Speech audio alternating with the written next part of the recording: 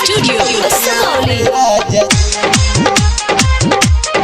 आप सुन रहे हैं एजी एंटरटेनमेंट की धमाकेदार प्रस्तुति।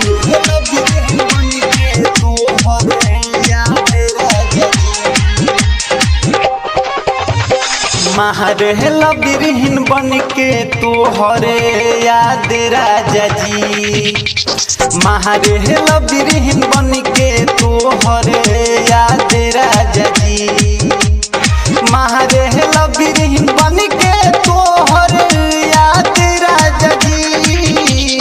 हथवा में चूड़ी खन केला, हथवा में चूड़ी खन केला, हथवा में चूड़ी खन केला, हथवा में चूड़ी खन के आधी रात राजा जी, महरेला बिरहिन बन के तोहर याद राजा जी। मिक्स बाय मुन्ना निर्मोही। महरेला बिरहिन बन के तोहर याद राजा जी।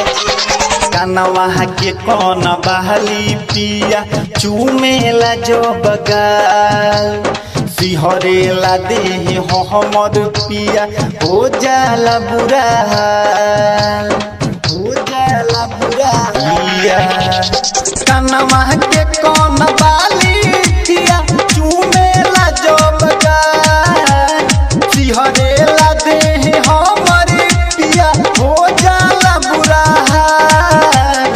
तड़पीले हमहु से जिया पर होई घात राजा जी, महरेला बिरहिन बन के तोहर याद राजा जी।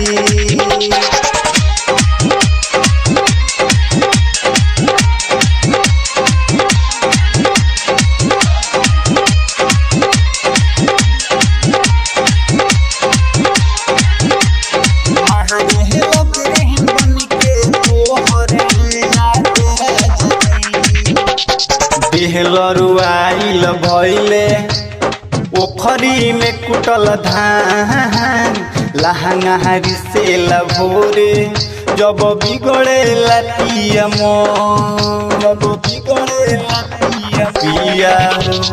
बेहलरुआइल भइले ओखरी में कुटल धान, लहंगा से भोरे जब बिगड़े लतिया मन।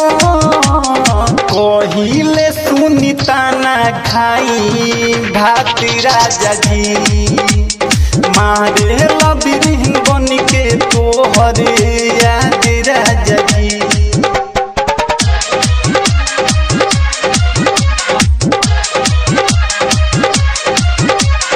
महरेला बिरहिन बन के तोहर याद राजा जी।